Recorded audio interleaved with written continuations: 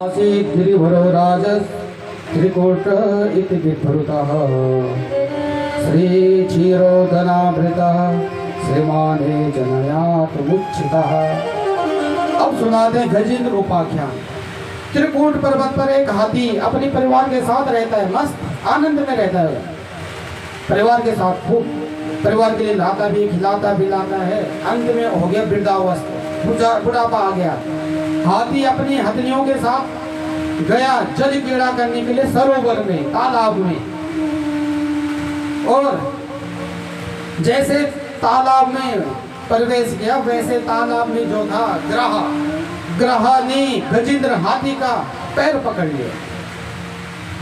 पूरी ताकत लगाने पर गजेंद्र यानी कि हाथी अपने को मुक्त नहीं करा पाया ग्रह से। इतनी ताकत लगाई लेकिन मुक्त नहीं करा पाया। सब हथनियां आई एक एक करके, सबने झुंड पे झुंड मिलाए लेकिन फिर भी गजेंद्र को मुक्त नहीं कर पाए। गजेंद्र अब देखो रात्रि होने लगी, एक एक हथनी एक एक करके भागती रही। भाई हमारे तो घर परिवार है, बच्चे हैं, अब ये रहेंगे तो बच्चों को कौन देखेगा। एक एक हथनी भागती चली गई। अकेला हाथी तालाब में है। हाथी को बड़ी गिरानी हुई, जिस परिवार के लिए मैंने इतना कुछ करा आज उसने मुझे ये अंत में छोड़ दिया। जब मैं कुछ मेरे अंदर शक्ति सामर्थ्य नहीं है, आज छोड़ दिया मुझे। ये सब हमारे साथ भी एक विडंबना है साहब, मनुष्यों के साथ।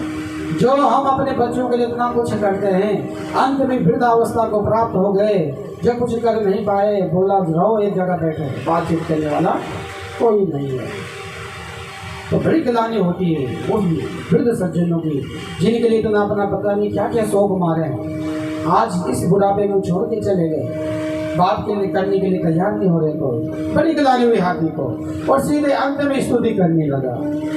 ओम नमो भगवते तस्मै यद एतच्चिदात्मकं पुरुषायादिबीजाय परेशायाभिधीमहि। हाथी ने स्तुति की लेकिन स्तुति में किसी देवता का नाम नहीं। अब स्तुति तो हो रही है लेकिन भगवान का नाम नहीं। ब्रह्मा जी ने सुना कि हमारा नाम है नहीं, मैं क्यों जाऊं। शंकर जी ने सुना, मैं क्यों जाऊं। दुर्गा मैया ने सुना कि हमारा नाम नहीं है, मैं क्यों जाऊं।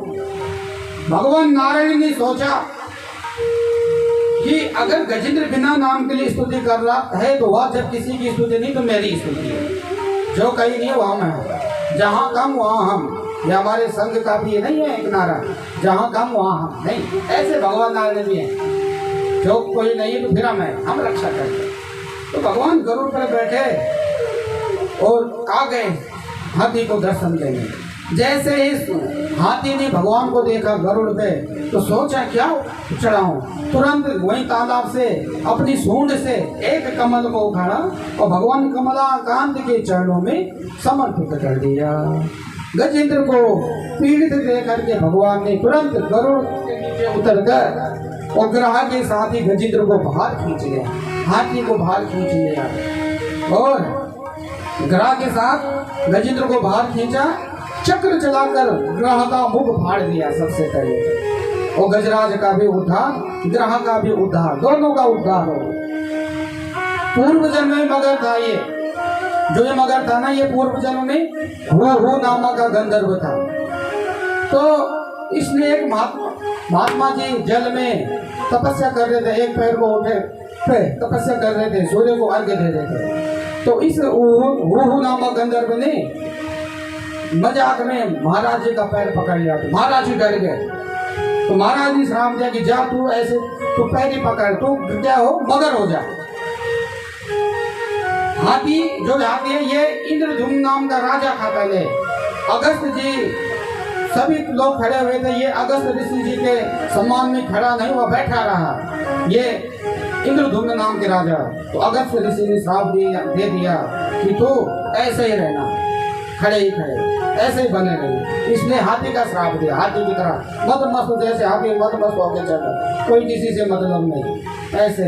अब देखो ऋषि श्राप देते हैं तो श्राप का समाधान भी देते हैं, मुक्ति का। ग्राहकों को इस उल्लू गंधर्व को बोला, जा तू ऐसे पैर पकड़ते रहना, तेरा उद्धार हो जाएगा। तो आज मगर ने हाथी के पैर पकड़े। भगवान को तो केवल हाथी का उद्धार करना था ना, मगर का क्यों किया? इसलिए क्या कि मगर को भी श्राप से मुक्ति का साधन था ये, कि तू पकड़ेगा। देख कहते हैं, आप किसी संत ब्राह्मण को, भगवान के भक्तों को पकड़ लो तो आपका उद्धार हो जाएगा। जाओ ना जाओ मंदिर, भक्त की सेवा, ब्राह्मण की सेवा, संतों की सेवा करो तो आपका भी उद्धार हो जाएगा। तो इस मगर ने हाथी का पैर पकड़ा तो हाथी के साथ साथ मगर का भी उद्धार हो गया, दोनों को परम गति प्राप्त हो गई। बोले भक्त वत्सल भगवान की जय हो। एक मनवंतर में भगवान ने समुद्र मंथन करवाया। एक बार दुर्वासा जी की अवज्ञा से इंद्र श्रीहीन हो गए, लक्ष्मीहीन हो गए। भगवान ने कहा, देवताओं तुम्हारा तेज समुद्र से मिट चला गया, इसलिए तुम्हें समुद्र मंथन करना होगा। इस दुष्कर्म कार्य करने के लिए दैत्यों को भी साथ में रखो। अब दैत्यों को भी साथ, दैत्य और दानव, देवता और दैत्य दोनों ने समुद्र मंथन करना प्रारंभ किया। मंदराचल पर्वत को मंथाने के लिए और वासुकी नाग को रस्सी बनाया, मंदराचल पर्वत को मंथाने के लिए। देवता और दैत्य पर्वत को उठाने का प्रयास कर रहे थे, किंतु उठा नहीं पाए मंदराचल पर्वत को।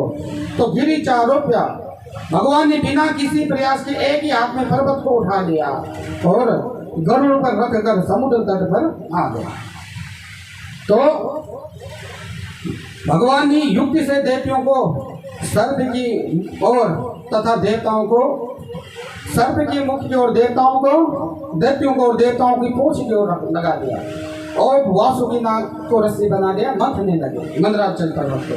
मंथन प्रारंभ होने पर मंदराचल पर्वत समुद्र में डूबने लगा। बचाओ बचाओ, ये डूब रहा है। तो भगवान ने कच्छप अवतार धारण किया और मंदराचल पर्वत को बचाया। बोले कच्छप भगवान की जय हो। ये कच्छप अवतार हुआ भगवान का। पुनः मंथन हुआ। सबसे पहले निकला विष, अब मंथन हुआ, विष निकला। भगवान के सारे पर देवता विष लेकर के कैलाश पर्वत ले गए। देव भगवान शंकर जी को प्रणाम करने लगे। देव देव महादेव भूतात्मन भूत भावना त्रायिना शरणा त्रैलोक्य दहना दिशा। हे देवादिदेव महादेव, त्रैलोक्य को दग्ध करने वाले